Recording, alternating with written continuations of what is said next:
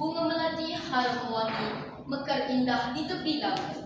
Rukun negara, marilah hayati, negara harmoni menjadi impian. Assalamualaikum warahmatullahi wabarakatuh. Salam sejahtera dan salam Malaysia Madani. Yang berusaha, Tuan Pengerusi Majlis, barisan hakim yang arif lagi bijaksana, guru-guru yang saya hormati, seterusnya rakan-rakan yang saya kasihi sekalian. Berdirinya saya di pentas yang mulia ini membawa satu amanah, menyampaikan pidato yang bertajuk Rukun Negara Teras Perpaduan Malaysia. Hadirin yang saya hormati, bayangkan sebuah rumah tanpa tiang, sudah tentu rumah itu tidak akan mampu berdiri teguh. Begitu jugalah negara kita. Tanpa rukun negara sebagai panduan, perpaduan pasti goyah, keharmonian akan hilang dan keamanan sukar dipertahankan. Oleh sebab itulah rukun negara menjadi asas yang menyatukan seluruh rakyat Malaysia. Hadirin sekalian, prinsip pertama ialah kepercayaan kepada Tuhan. Setiap agama mengajar kita melakukan kebaikan, menghormati orang lain dan menjauhi kejahatan. Apabila kita mempunyai pegangan agama yang kukuh, kita akan menjadi insan yang jujur, amanah dan berbudi pekerti mulia. Prinsip kedua ialah kesetiaan kepada raja dan negara. Sebagai rakyat Malaysia, kita hendaklah mencintai tanah air.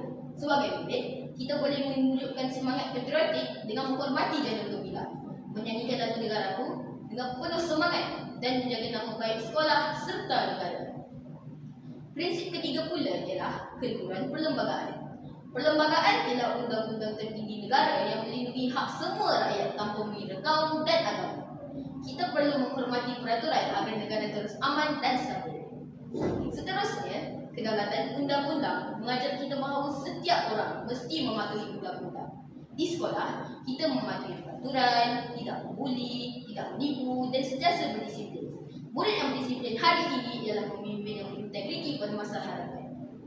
Akhir sekali ialah kesopanan dan kesusilaan.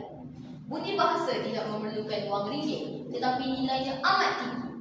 Senyuman, ucapan terima kasih, meminta maaf dan menghormati orang lain mampu mengeratkan hubungan sesama manusia. Hadirin yang dikasihi, sebagai murid sekolah rendah, jangan sesekali menganggap kita terlalu kecil untuk menyumbang kepada negara. Perpaduan bermula di dalam kelas, di kantin, di panas sekolah dan di rumah. Berkawanlah tanpa mengira bangsa, hormatilah perbezaan, ulurkan bantuan kepada rakan yang memerlukan. Inilah semangat sebenar rukun negara. Bab kata pepatah, bersatu kita teguh, bercerai kita roboh. Jika semua rakyat menghayati 5 prinsip rukun negara, tiada cabaran yang tidak mampu kita hadapi. Malaysia akan terus aman, makmur dan dihormati oleh dunia.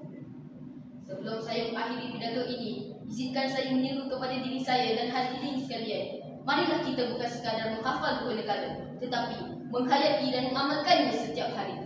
Jadikan rukun negara sebagai kompas kehidupan, agar perpaduan terus utuh dan negara terus gemilang. Pohon jati teguh berdiri, tempat berteduh segenap insan. Rukun negara amalan diri, Malaysia maju sepanjang zaman. Dengan lafaz rukun negara dihayati, Malaysia harmoni disanjungi. Saya akhiri pidato saya. Sekian, terima kasih.